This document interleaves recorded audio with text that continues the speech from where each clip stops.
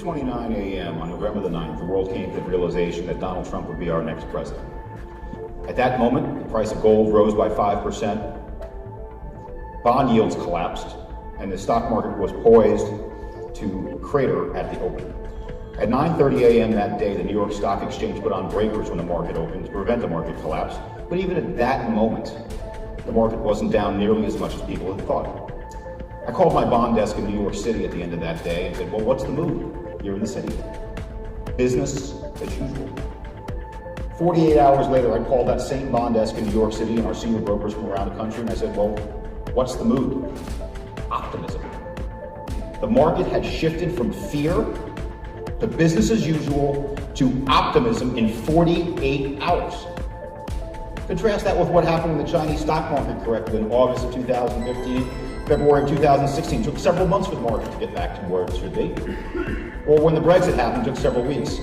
The market has gotten more resilient to these so-called black swan events, uncertainty. The market seems to recover faster now than ever before. But why is the market more resilient? Why is the market more optimistic? From an economic point of view, I'm not touching the social issues, from an economic point of view.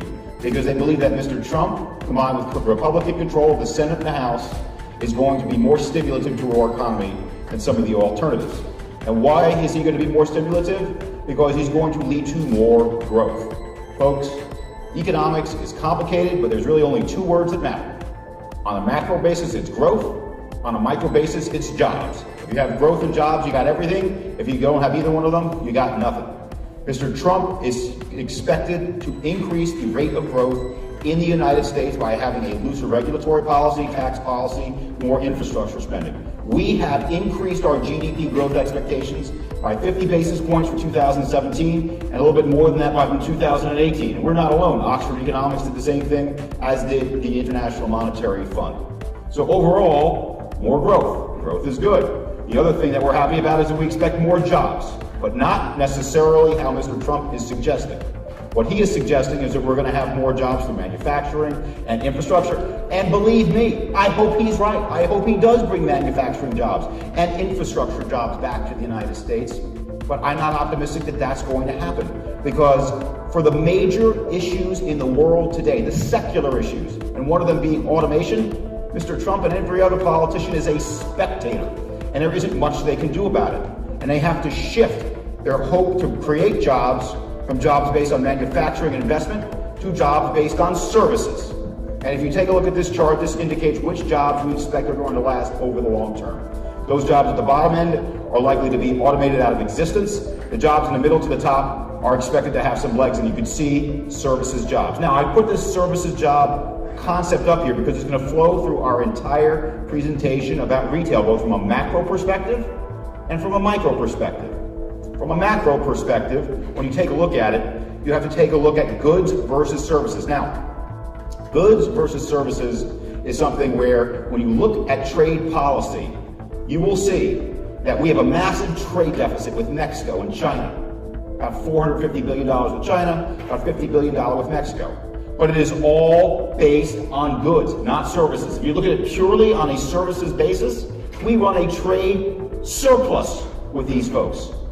And this is why when you see all this protectionist language out there about how we're going to change our trade relationship with these groups, we're not going to blow it up, because we want to maintain the positive value that we're getting from services. I'm going to go back 2 slides, guys. Guys, here, one more. The cycle. So given our optimism about growth, given our optimism about the fact that we're not going to become trade protectionist, what has this done to our estimate about the economic cycle? Now, I will tell you straight up, notwithstanding how much attention the presidential election got, China, oil, and a lot of other issues, this is the question I get most often every day. And our estimate of when the cycle was going to come to an end was that it was going to end sometime in late 2018, pre-election. Now, we've extended it, but we haven't extended it that far. We've extended it by about 6 to 9 months to be mid-2019, so about another 2.5 years to run until the next recession. And people say, well, shouldn't you be more optimistic? And I was like, well, I'd like to be more optimistic, but growth isn't free. What comes along with growth is higher interest rates. And higher interest rates is the single biggest risk factor facing our new administration, because as they are growing faster, they are bringing out the other I word, which is inflation, and the Fed is going to raise interest rates faster. And what's the risk of the Fed raising interest rates faster? 7 of the last 7 recessions were precipitated by what's known as an inverted yield curve. In other words, the Fed raising rates faster. I'll mention one other thing about the cycle. And this is something that gets me thrown out of these events sometimes, so if you don't want to hear this anymore, I'll meet you at the casino in a few minutes. I actually hope we get into a recession in a couple of years. Why is that? Do I want people to lose their jobs? Do I want the economy to slow down? I don't want any of those things. But it's better than the alternative. The alternative is where we were pre-election, which is what's known as secular stagnation, where we were in a period of mediocre growth, 1.5% to 2.25% growth, indefinitely. That's a terrible place to be. Because when you're in that period, while governments can spend and consumers can spend, businesses can't.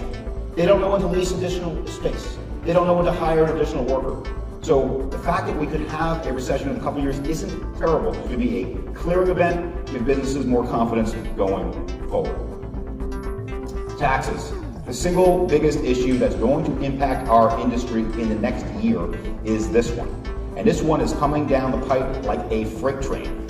I spoke to some of the largest real estate lobbying groups on Thursday, and they're telling us that you could see the first tax package out of Congress in about 2 weeks. It's probably going to be similar to the blueprint that the Congress came out with in July of last year, but the crux of it is this. There are certain things that people in this room hold holy that are probably going away. And why are some of these things going away? So let me just couch it like this. In Washington, D.C., where we are today, Congress doesn't call taxes taxes. They call taxes revenues. And once you've taken the moral implication of taxes away, when you rob from Peter, you got to pay Paul. And robbing from Peter is lowering the individual and the corporate tax rate, and paying Paul is getting rid of the 1031 exchange, capital gains treatment for carried interest, and also getting rid of the mortgage interest deduction on commercial transactions. Now, not on single family, but on commercial. If these things happen, they could have material impact on our industry. Now, there's one other thing in there where they're talking about allowing you to capitalize the purchase price of new real estate in year 1 of the acquisition, which can counterbalance this to some degree. But this is the issue. If you're going to watch one issue, watch this most closely. Interest rates. The other day, I hosted the biggest conference call of my career. We had 4,200 people sign up for a call when we figured out what changed in the market when the interest rates went up by 60, 70 basis points. Here's the punchline. The punchline is that even though interest rates went up by 60, 70 bips since the election, it didn't move the market that much, but it moved it a bit. In 70% of our transactions that we tracked, and we tracked $10 billion of transactions, no change. In 30% of the transactions, about a 3% change, including retail, which was about 3%. The asset class that seemed to get hit the hardest was multifamily, which is surprising because it's been the best performing asset class over the last several years, but it is something that many people believe is past peak.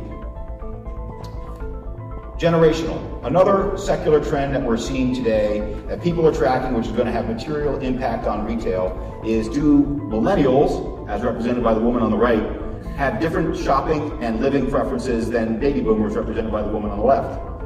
But to ask this question, I have to first ask the audience a trivia question.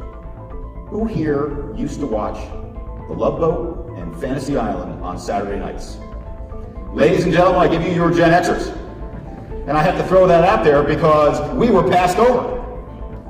Millennials are now the #1 age cohort in the workforce and will be for 20 years. The baby boomers for 20 years prior to that. Gen Xers, our generation, we had the top spot for 6 months and we were passed over. So now, because we were passed over, everybody studies these millennials. And they say, you know what, these millennials, they change the way they live, they work, they play, they're just different people. Well, we just did a study called Millennial Myths, Live, Work, and Play. And you know what we found out?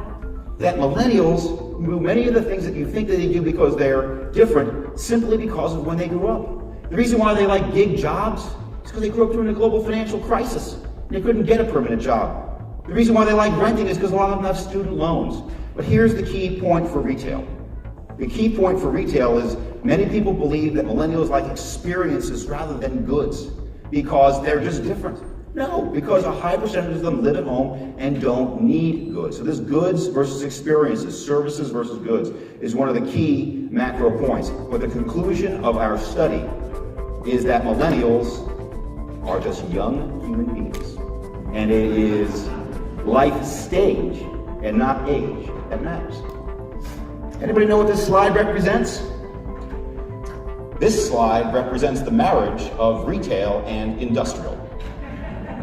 Now, I do this presentation in front of both industrial audiences and retail audiences, and I will tell you that the retail people think they're Princess Fiona. The industrial people think they're Princess Fiona. You can draw your own conclusion. But this trend where industrial has been taking a lot of the market share away from retail, from investors, from a value perspective, has been going on now for 5+ years and is expected to continue for a while longer. But we expect it may peak out. Why is that? Because while internet encroachment is still increasing, it is increasing at a slower rate. The advantage that industrial has is being able to get you goods faster and cheaper. But that is a service just like anything else. And there are competitive advantages that bricks and mortar will have indefinitely that will give them an advantage over the long term. One of them is that millennials, as they get older, will buy more goods rather than experiences.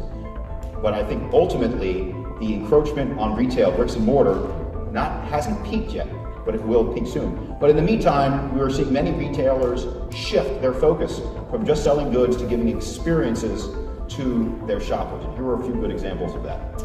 I went to buy a 6-pack of beer the other day, and they handed me a growler, and he said, go pick out your own beer. So fresh beer. On the right, I was in San Francisco, and I ordered some ice cream. I said, I'll have a mint chocolate chip. So the young woman behind the counter took some mint, threw it into a vat. Chocolate chip in a vat with some cream, added liquid nitrogen, and created ice cream right in front of me. Was I buying ice cream, or was I just buying the experience? But here's my favorite example. In Japan, that young man there that's on the left is sitting in a bubble bath, about to get on a roller coaster, which is also the bubble bath. The young woman on the right, the same thing, combining experiences in a way that I certainly hope to see in my office sometime soon. So with that, I'd like to now pass it to Mr. Spencer from Eastville, who's going to talk to us a little bit more about some of the trends in capital markets and retail. Miles. Thank you.